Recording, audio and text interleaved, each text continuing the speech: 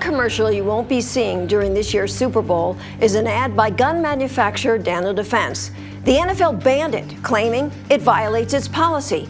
But don't tell that to Marty Daniel, the CEO of Daniel Defense, and the thousands and thousands of people who sent him emails, outraged that an ad about a Marine Corps veteran who comes home and is determined to defend and protect his family, as he did this country, is somehow not fit for TV.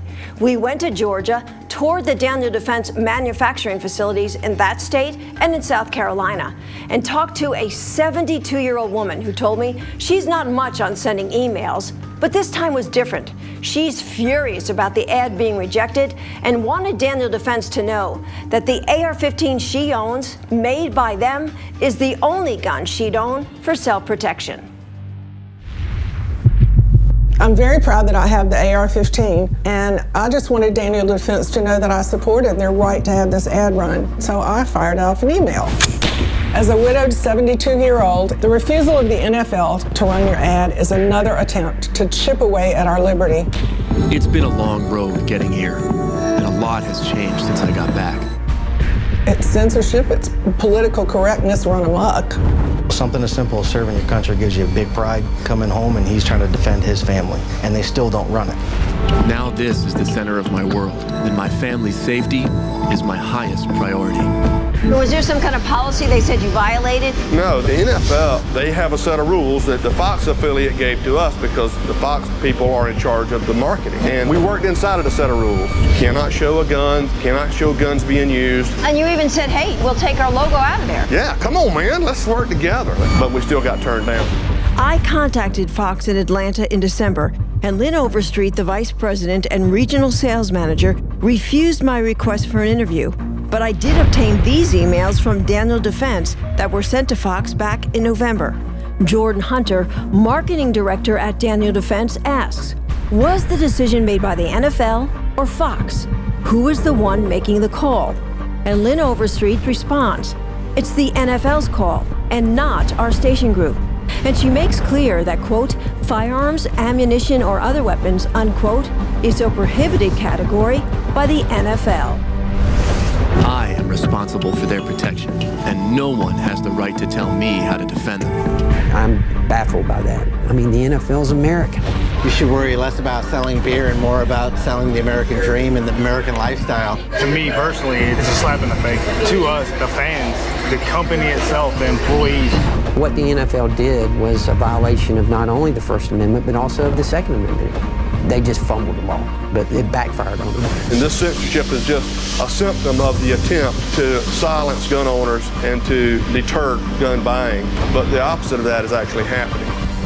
What is it like to be making the most loved and the most hated gun in America, the AR? I love what we do. I believe in our Second Amendment rights. I believe we do have the right to decide the best way to protect our family, and I love manufacturing freedom every day. It's just an amazing story that this lady told how she was empowered by owning our product. A year or so before I got my AR-15, there was a home invasion not too far away from us at 2:15 in the morning. After that, there was this situation in Georgia, the young mother who protected her children, and she had her pistol and used up every bullet she had. And if there'd been more than one person there, it would have been a different story. I don't want to run out of bullets if there's a problem here and I've got 4 people standing at the front door. But you look at the anti-gunners and they would say to you, what the heck do you need a firearm that big for? You know, they call it the dangerous firearm.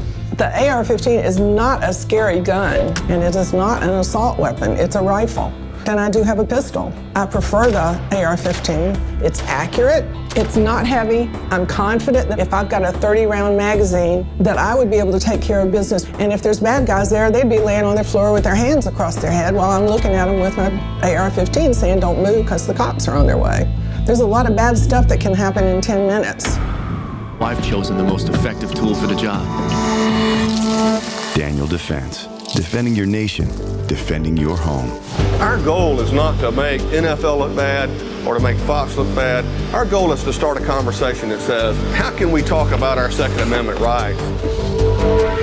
All we're asking for is a level playing field here. We've got to be very, very careful in this country that we don't let the media set the tone for our ideals here, for our beliefs. That is a real danger that we deal with every day. But that's what they want. They want it one-sided. They don't want to see the other side because it's too reasonable. Freedom is precious to me. The freedom to worship the God that I choose, the freedom of speech.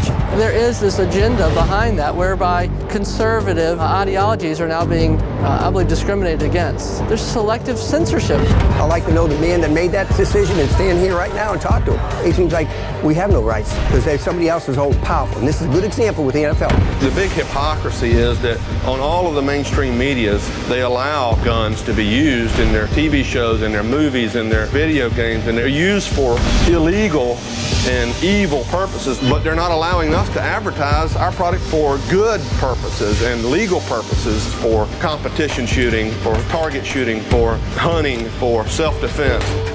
As they point out, the NFL and Fox want to silence supporters of the Second Amendment like Daniel Defense, but they have no problem allowing Mayor Bloomberg and his anti-gun coalition to run their ad during last year's Super Bowl. Common sense reforms that would save lives. Go to mayorsagainstillegalguns.org. So now you're going to tell a company, an American company, hey, we're not going to play your ad because it has to do with a rifle. It's a double standard. I think there's an agenda there to marginalize people who support the Constitution now.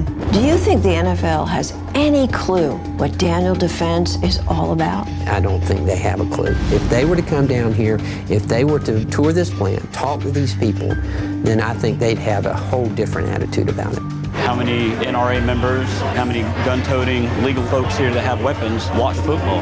Yeah, it might be a mistake on their part to think that it doesn't matter because it is a big demographic. It's not 5% of the population. It's 52 million men and about 2 million women are gun owners in this country.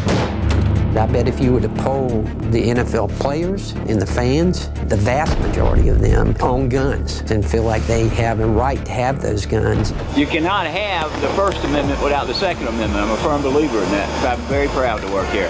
I don't advocate boycotting. I'm going to be watching the Super Bowl. What I hope is that as you're sitting down watching the Super Bowl with your family or your friends, when you see a commercial, I want you to say, come on, man, why can't we play the Daniel Defense commercial? That's just not right. I've been in the military. I flew all over the world. Trust me, there's nothing any better than this country. But what's going on with this deal? We're going to lose our right to speak if we don't watch out. This is the kind of thing that we should be outraged about for many years to come. And whereas I'm concerned, I'm also encouraged because I see a groundswell of people who have just had enough and who are beginning to understand that it's going to take getting involved. It's been such a slippery slope. My father died about 30 years ago, and if he came back today, he would not recognize this country. And that is scary when it's less than a generation. I was surprised at how many people, hundreds of people, in the bottom of their email that would make a comment like, I'm not really sure I recognize my country anymore. It's not just the gun issue, it's censorship of all kinds.